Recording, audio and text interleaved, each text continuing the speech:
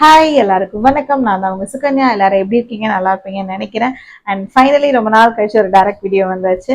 And நீங்க எல்லாரும் ரிப்பீட்டடா கேட்ட கொஸ்டின் தான் நான் யூஸ்வலா டைரக்ட் டாபிக் எடுத்து பேசுவேன். பிகாஸ் ரெகுலரா போட்டுட்டே இருந்தா அது உங்களுக்கே ஒரு இதாரோ. ஸோ கமெண்ட்ஸ்லயோ இல்ல கியூஎன்ஏலயோ என்ன ரிப்பீட்டடா கேட்டுட்டே இருக்கீங்களோ அதை வந்து நான் டைரக்ட் டாபிக்கா போட்டேன் அப்படின்னா நிறைய பேருக்கு அது யூஸ்ஃபுல்லா இருந்திருக்கு.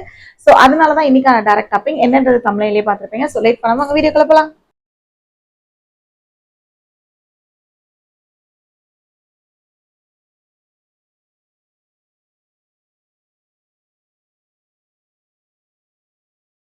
ஸோ செல்ஃபா வந்து பேபிஸ்க்கு வந்து லைக் ஃபீடிங் எப்படி நம்ம ஸ்டார்ட் பண்றது அப்படின்ற மாதிரி நிறைய டவுட்ஸ் வந்து நிறைய பேருக்கு இருக்கு. முக்கியமா வந்து எனக்கு எப்படிலாம் ஸ்டார்டிங் இருந்தது, நான் எப்படிலாம் செடியை நான் அடாப்ட் பண்ணி கொண்டுட்டு வந்தேன் அந்த இதுல அப்படின்ற ஒரு செல்ஃப் எக்ஸ்பீரியன்ஸ்ன்னு கூட வச்சுக்கலாம். ஸோ அதை பத்தின டாபிக் தான் எனக்கு முழுக்க முழுக்க இருக்க போகுது. யூஸ்வலாவே பாத்தீங்கன்னா 8 மாசத்துக்கு மேல இருந்து குழந்தைங்களுக்கு வந்து இந்த செல்ஃப் ஃபீடிங் அப்படின்ற ஒண்ணு வந்து நம்ம ட்ரை பண்ணி பார்க்கலாம். ஸோ அதுதான் வந்து BLW அப்படின்னு சொல்லுவாங்க, பேபி லீட் வீனிங் அப்படின்னு சொல்லிட்டு.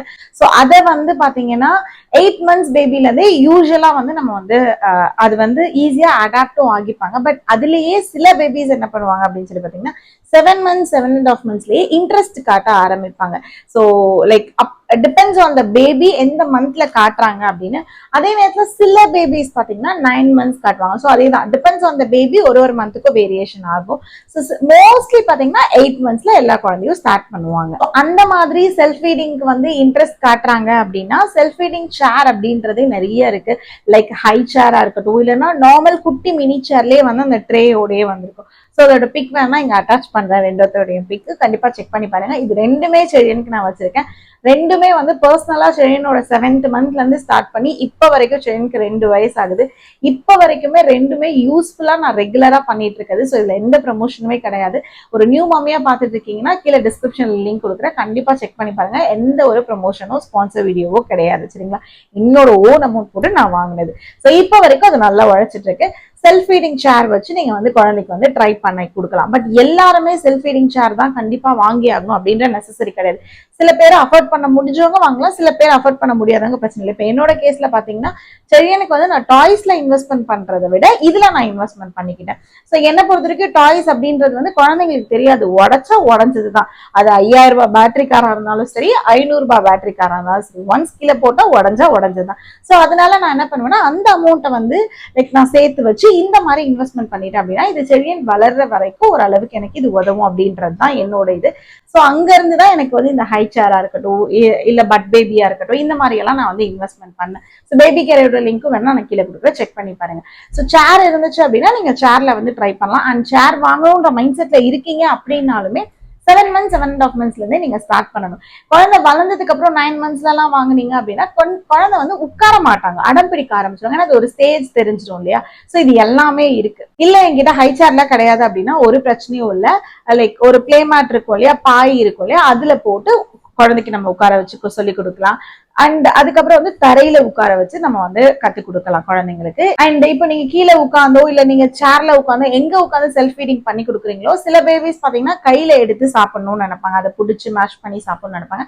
சில பேபிஸ் வந்து ஸ்பூன்ல அடாப்பாங்க. So depends on the baby. அவங்களுக்கு ஸ்பூன் கம்ஃபர்டபுள்னா நீங்க ஸ்பூன் கொடுக்கலாம், இல்ல கை தான் கம்ஃபர்டபுளா நீங்க தாராளமா கையில எடுத்து கொடுக்கலாம்.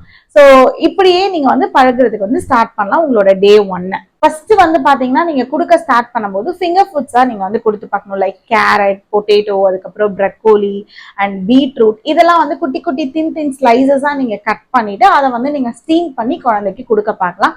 அதை நம்ம கிளீன் பண்றதுக்கு நம்ம மைண்ட் செட் வந்து தயாரா ஆயிக்கணும். செல்ஃப் ஃபீடிங் பண்ணணும்னு வந்துட்டாலே நம்ம கிளீனிங் வேலை நிறைய இருக்கும். பிகாஸ் அவங்க நிறைய வந்து மெஸ்ஸி பண்ணுவாங்க.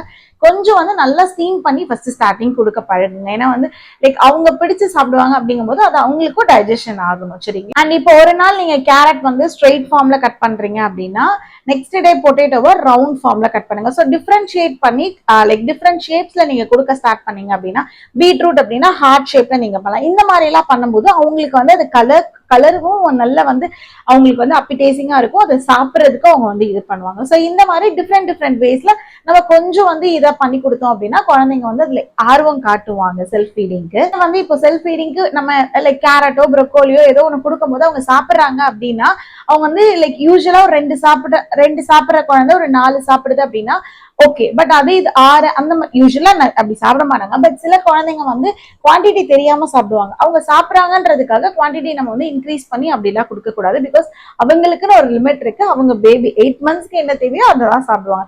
ஸோ நீங்க வந்து செல்ஃப் ஃபீடிங் பண்றேன் அப்படின்றதுக்காக ஹோல் பவுலையும் குழந்தையே சாப்பிடணும் அப்படி கிடையாது. ஸோ ஸ்டார்டிங் கொஞ்சம் கொஞ்சமால இருந்து பழகுங்க குவான்டிட்டி. முக்கியமா என்ன இது பண்ணணும் அப்படி அண்ட் முக்கியமா நீங்க என்ன ஃபாலோ பண்ணணும் அப்படின்னா செல்ஃப் ஃபீடிங்ல ரொம்ப வந்து நமக்கு பொறுமை தேவை.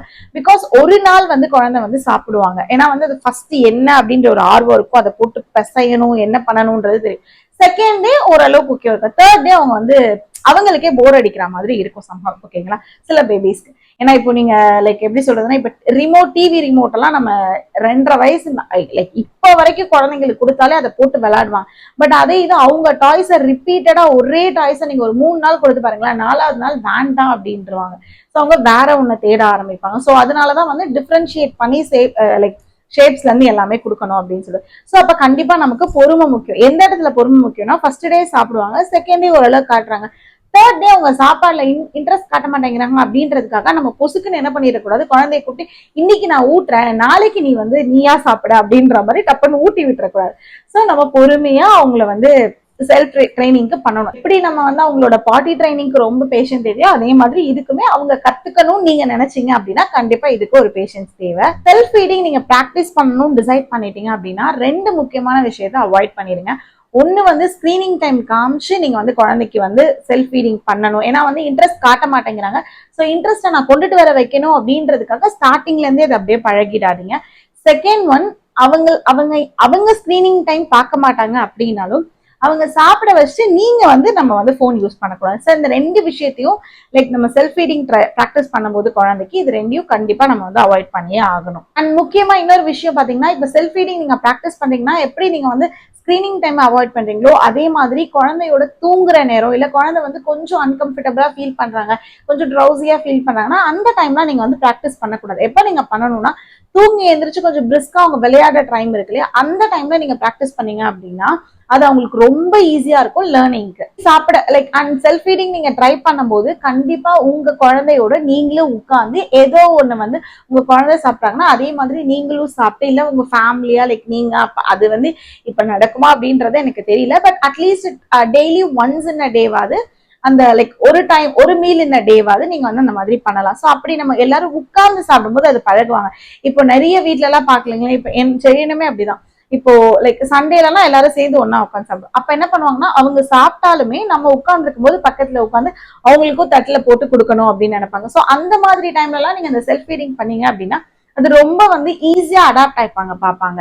அதே மாதிரி ஃபர்ஸ்ட் நீங்க ஸ்டார்ட் பண்ணும்போது என்ன பண்ணணும், ஸ்நாக்ஸ்ல ஸ்டார்ட் பண்ணணும். லைக் கேரட், பீட்ரூட், ப்ரோக்கோலி இந்த மாதிரி நீங்க ஸ்டார்ட் பண்ணிட்டு நெக்ஸ்ட் வந்து நீங்க வந்து தோசை லைக் இட்லி அந்த மாதிரி வடைன்னு வந்துருச்சு பாருங்க, தோசை இட்லி இந்த மாதிரி குட்டி குட்டியா பிச்சு போட்டு இப்படி எல்லாம் கொடுக்க பண்ணலாம். அதுக்கப்புறமா தான் நீங்க வந்து ரைஸை வந்து பழகணும். எடுத்த உடனே நீங்க வந்து ரைஸ் வந்து பழகாதீங்க. ஏன்னா வந்து அவங்களுக்கு அந்த டெக்ஸ்சர் அப்படின்ற அந்த ஃபீல் ஸ்மூத்திங் வந்து கொடுக்கணும். ஸோ டிஃபரன்ஷியேட்டா நீங்க கொடுத்துட்டு ஸ்நாக்ஸ்ல இருந்து ஆரம்பிச்சு தோசை இட்லி அந்த மாதிரி கொடுத்துட்டு அதுக்கப்புறம் ஃபைனலா வந்து சப்பாத்தி அதுக்கப்புறம் ரைஸ் இந்த மாதிரி நீங்க கொஞ்சம் கொஞ்சமா கொடுத்து அவங்களோட BLW அந்த செல்ஃப் ஃபீடிங் வந்து உங்க குழந்தையோட என்ஜாய் பண்ணுங்க. ஸோ சிம்பிள் டிப்ஸ் தான். இப்படிதான் செய்யறதுக்கு நான் ஃபாலோ பண்ணேன். நான் வந்து ஃபர்ஸ்ட் இந்த கேரட் பொட்டேட்டோ அந்த மாதிரி எல்லாம் கொடுக்க ஆரம்பிச்சேன். அதுக்கப்புறம் ஸ்வீட் பொட்டேட்டோக்கு வந்து அதுக்கப்புறம் குக்கும்பர் எல்லாம் கொடுக்க ஆரம்பிச்சேன். குக்கும்பர் எல்லாம் கொடுக்கும்போது அவங்க நல்லா இன்ட்ரெஸ்ட் காமிச்சு சாப்பிட ஆரம்பிச்சாங்க. அது என்ன அது அப்படியே வழுக்கிட்டு போனேன். அதுக்கப்புறம் கிவி கொடுக்க ஆரம்பிச்சேன். அப்புறம் ஆப்பிள் அப்படியேதான் கொஞ்சம் கொஞ்சமா வந்து அப்புறம் எக் கொடுக்க ஆரம்பிச்சேன். ஃபைனலா தான் வந்து இதெல்லாம் பழகிட்டாலே அவங்க ரைஸுக்கு எல்லாம் ஆட்டோமேட்டிக்கா எடுத்து சாப்பிட்டுருவாங்க. ஸோ அப்படிதான் நான் வந்து கொஞ்சம் கொஞ்சமா பழக ஆரம்பிச்சேன். அண்ட் ரைஸ் வந்து ரொம்ப ஈஸி. ஸோ அதனால வந்து அவங்களுக்கு எப்படி முழுங்கணும் அப்படின்னு தெரியுமா, இந்த மாதிரி நீங்க கொடுக்க ஆரம்பிக்கலாம். ஸோ இப்படி எல்லாம் கொடுத்து உங்க குழந்தையோட செல்ஃப் ஃபீடிங்கை வந்து என்ஜாய் பண்ணுங்க அந்த ஜேர்னியை. அண்ட் 7.5 monthsல இருந்து தாராளமா ஸ்டார்ட் பண்ணுங்க. அதுக்கு முன்னாடி நம்ம சாலிட் ஸ்டார்ட் பண்ணிட்டோம்னு சொல்லிட்டு 6 மாசத்துல எல்லாம் ஸ்டார்ட் பண்ணணுன்ற அவசியமே கிடையாது. இல்ல நான் ஸ்டார்ட்லாம் பண்ணல அப்படின்னா பேபி ஆட்டோமேட்டிக்கா லேர்ன் பண்ணுவாங்க. நம்ம சாப்பிட்றத பாக்குறது எல்லாமே அதுவே ஆட்டோமேட்டிக்கா லேர்ன் ஆவாங்க. ஸோ நீங்க உங்க குழந்தையோட செல்ஃப் ஃபீடிங்கை வந்து எப்படி ட்ரெயின் பண்ணீங்க, இல்ல ட்ரெயின் பண்ணீங்களா, இல்ல ஆட்டோமேட்டிக்கா பேபி அவங்களாவே வந்து அதை அண்டர்ஸ்டாண்ட் பண்ணிட்டாங்களா அப்படின்றத நீங்க கமெண்ட் பண்ணீங்கன்னா ஃபியூச்சர்ல நிறைய நியூ மம்மிஸ் பாக்குறவங்களுக்கு இந்த வீடியோட கமெண்ட்ஸ் கண்டிப்பா ஹெல்ப்ஃபுல்லா இருக்கும். அண்ட் நம்ம வீடியோ ஃபர்ஸ்ட் டைம் பார்த்துட்டு இருக்கீங்கன்னா லைக் பண்ணி ஷேர் பண்ணி சப்ஸ்கிரைப் பண்ணிக்கோங்க. இன்னும் நிறைய வீடியோஸ் அப்பதான் உங்களை தேடி வந்துட்டு இருக்கும். ஸோ இந்த வீடியோ ஏதோ ஒரு விதத்துல 1-2 விதத்துல கண்டிப்பா ஹெல்ப்ஃபுல்லா இருக்கும் நியூ மம்மிஸ்க்கு. அண்ட் இந்த வீடியோ நம்ம இதோட முடிச்சுக்கலாம். Next video. பை.